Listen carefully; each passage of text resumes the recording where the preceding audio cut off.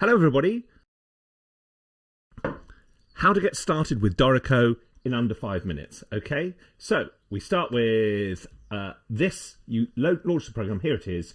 You go to New From Template, which is from here, and choose a chamber ensemble, and we're going to have a wind quartet, and up it comes. There we go. Select the first bar. On your keyboard, hit Shift M, because you need to give it a time signature. Then write in your time signature. I'm going to go for 4/4, return. With the bar still selected, reselected if it isn't, go Shift B, which is to add bars. So we're going to add 16 bars. Put in 16. Right, now we're ready to go. There are several ways of putting notes into Dorico. Let's have a look at the most straightforward, which is click on the first bar, go Shift and N, and that brings up this note input dialog.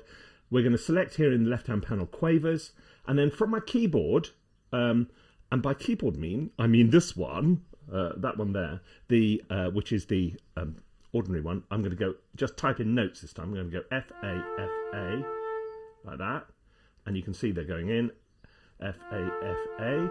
Right, that's a bar of music, believe it or not. Okay, now I'm going to click in any space in the bar to select them all. Left-hand side, select staccato. So now I've got a bar of staccato. To play it back, here is the transport controls up the top, or I click that to pop them out like that. Back to the beginning and play. Okay, right, that's fine. Now to repeat, because we want several bars of this, I literally just hit R on the keyboard, and whatever's selected will get repeated. If you don't like page view, down here, go into galley view, and then you can see it like that. Okay, right, let's go back to the beginning. Now, let's put in an oboe.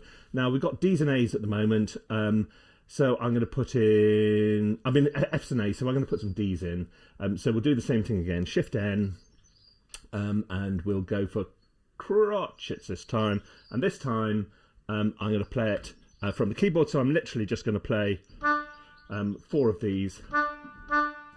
Right, so now we've got, I'm going to now turn these from crotchets or quarter notes into 8th notes or quavers. So I select them and I hit this in the left-hand panel here, and there they are. Add the staccato notes marks. Now repeat by hitting R on the keyboard. Oops. Undo. Right, select the whole bar and then hit repeat. There we go. That's better. Right, so now what have we got? Okay, let's add, those oboes are a little bit on the loud side, so we're going to select the first note, go to this dynamics panel here, let's put mezzo forte for the flute, and let's put mezzo piano for the oboe. Now, this is the good bit, okay? It's all good bit, but this is one of the better good bits. I'm going to play some stuff in. So if we go and select the clarinet bar, as soon as you select it, you can just play on your keyboard like a door, and it doesn't immediately go bonkers and start sort of writing notes right, left, and centre. So I'm just going to improvise something in. So we're going to hit record.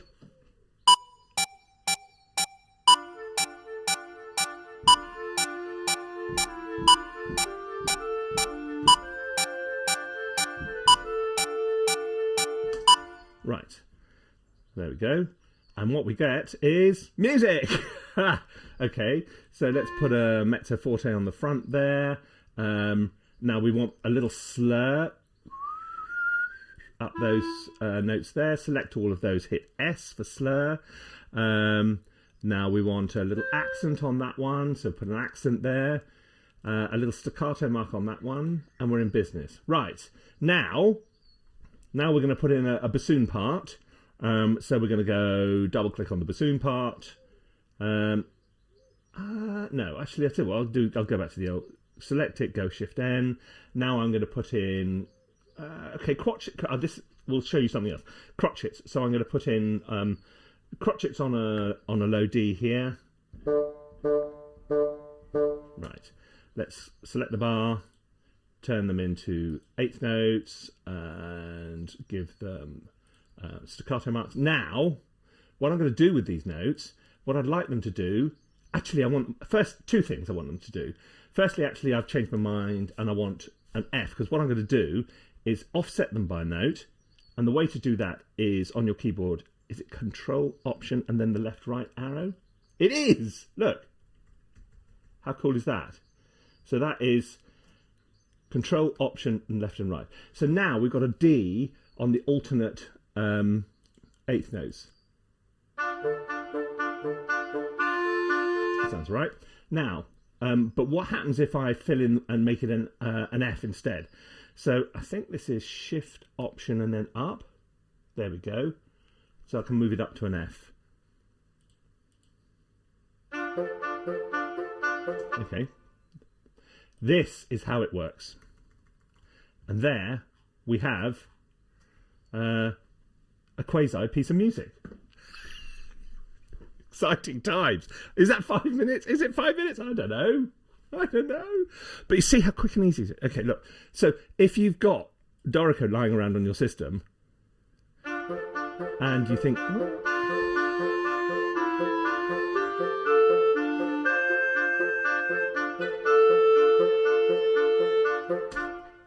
how easy is that? Right, okay, now having done the 5 minute, let's just talk one or two things about this. Hello, everybody. The reason I haven't been doing very many videos recently is because I'm doing a fairly large project for American television, and we've got a large orchestral session at the end of this month, so we're working hard. And that's what made me think about... See, I've had Dorico for a while, and I've never completely got into it. I've always been a Sibelius user in the past. And to be frank, there's always been a gap in my life, because I tend to work in a DAW, which is, for me, Cubase, and... I like improvising my music into the DAW. Now, when you're working with live players, and even if you're not, if you're working with samples, there are times when actually being able to see it on the page and being able to sort it out and improve it is really good. So what I'm looking for is that interface between score writing and the DAW. And in the past, we've always been looking the wrong way. We've been looking at the Cubase and Logic and all the others and saying, how can we make the score writing editor inside the DAW be much, much better? Wrong. What we should have been saying is, why can't we make our score writing software more like a DAW? Bing! Aha! Of course. And this is essentially what they've done, amongst many other things, because... as you can see, you can record stuff in. It's that easy. It's easy to overwrite. It's easy to copy stuff.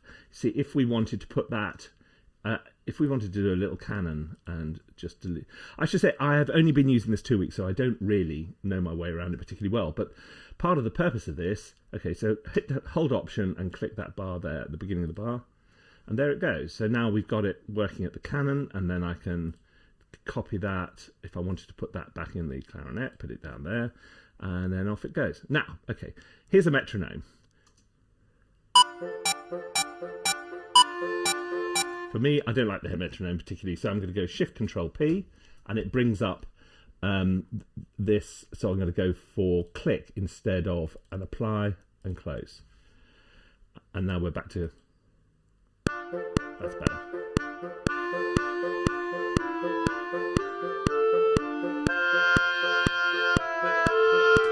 Actually, you see I can transpose the whole thing up, because actually it would be better if it wasn't working directly at... Anyway, look, that's not the point. The point is that this is a very, very easy piece of software to use once you get your head around how the basics of it work, and it has extremely good DAW-like facilities. Look, if you go into the Play editor, essentially what you've got going on here looks remarkably like a DAW editing thingy. And it's exactly what it is. So that you can go in there and edit stuff. You can go in there and change the way it's performed and all the rest of it. Now, the sounds which come from it, because this is a big one for people, is, what does it sound like when it plays back? It plays back and it sounds great. If you go into... Where's preferences? Preferences at the bottom. Edit here. Boom. There we go. And go to play. You have a choice of playback template. Now, at the moment, I've got the default one running, which is the Hallian and Hallian Symphony Orchestra Pro. But if you have other things like BBC Symphony Orchestra from Steinberg, Iconica from, BBC Symphony Orchestra Spitfire, Iconica, which is a very decent, larger orchestral library from Steinberg, or any of these VSL libraries, you can install those instead. Now, if I want to change this to VSL, VSL come with an installer, which, special edition, volume 1, let's go for that one for the moment. Apply, close. Right, so now, when I close this off, save, yeah, I'll save this. Test. Must have about 48 million tests. Okay, now let's open up a chamber. Let's go film orchestra. New from templates. Go. Bang. There we go. Shift M. 4/4, because I'm a creature of habit. Shift B. 16 bars. Off we go. Right. Now, it sometimes takes a few moments with a big load, like a big orchestral load. It can take a few moments for the whole thing to load up. But let's just see if it's. Is it there yet? Not yet. There you go.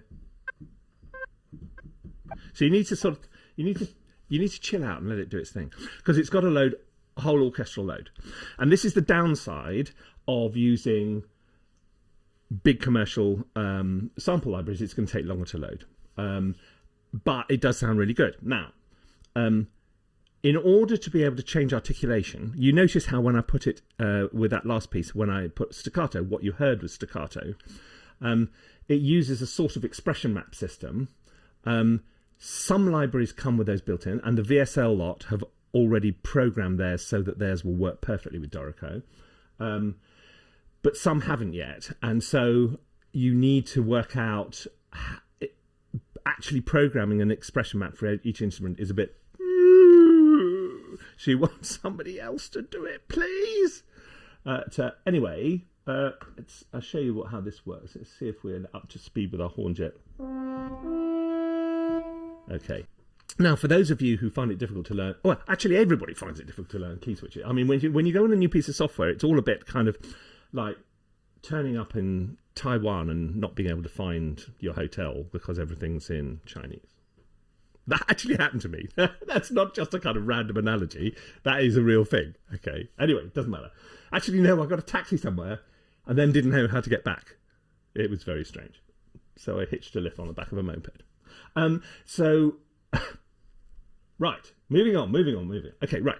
So if you don't, there is, and particularly if you happen to own Streamdeck, there are a very, very cool set of these push-button commands for your Streamdeck from a lot called Sone in the United States. I'll put links underneath. And they do them for Sibelius, Finale, and Dorico. But the way this works is, okay, so if we, let me give you this multi-view.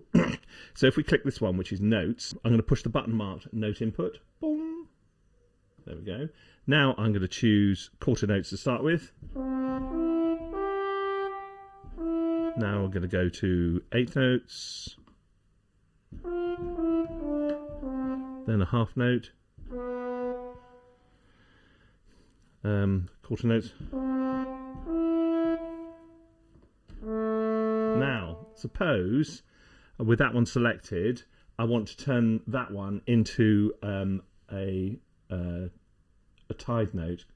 I can just hit, well, there's a button for it on here, but up here on the screen there's a dotted note there like that, and so it just ties over. So now you've got a little piece of music. So now here we go back to the thing. We go to the playback engine.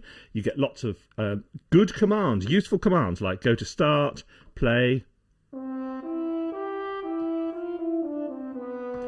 I can go to notes and I can transpose the whole lot down an octave by hitting that.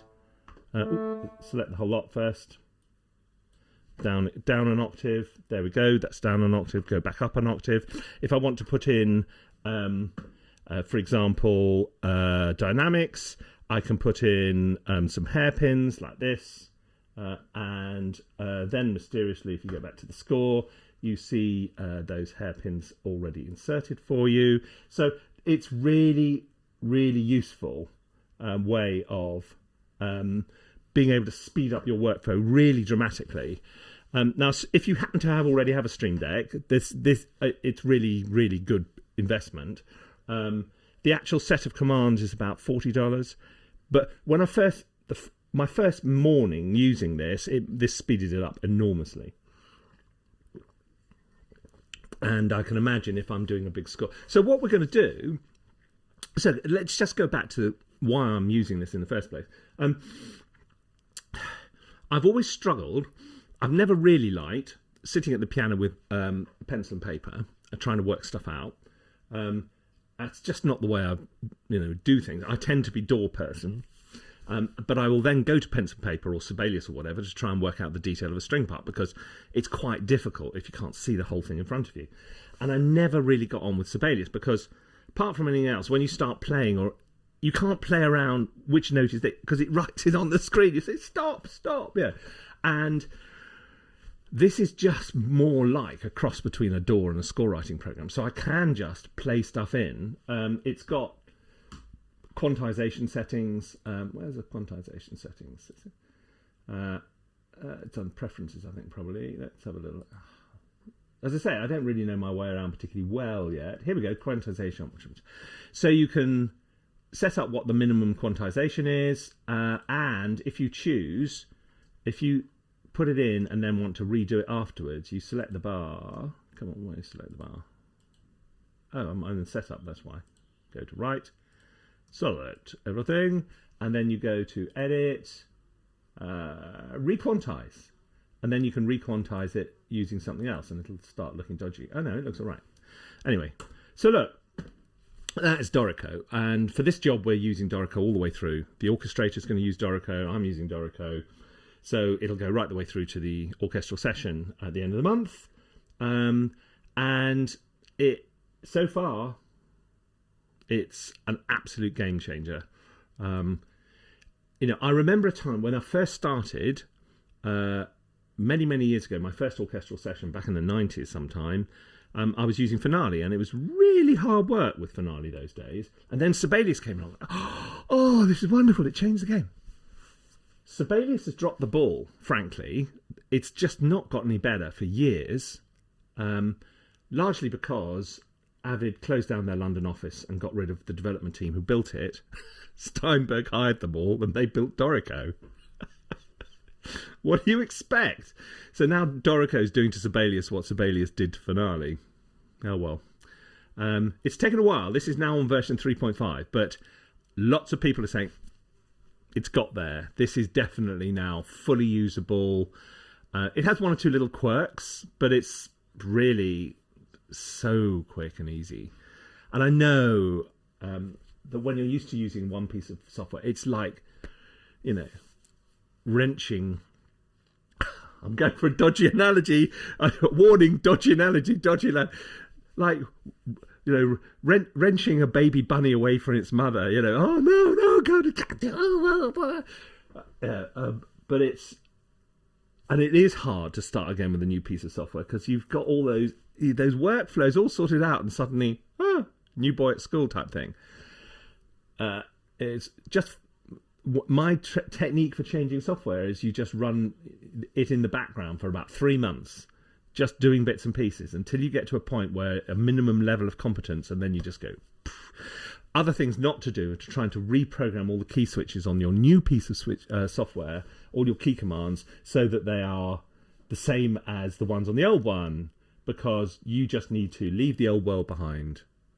The past is a different country, or whatever the phrase is, and move on. So those of you who are into Score World, and I know that's not all of you, but you really need to check out Dorico. You really do. It's the best score writing program in the world, bar none. And it is easy to learn, easy to set up. incredibly powerful. And once you're over the hump of that first 5 minutes, you'll go, aha. Well, you might not say aha, but you'll think something your equivalent of aha. Right. It's 6:30 in the morning. I've got music to write because I'm on a deadline. So I will catch you again very soon. Bye-bye.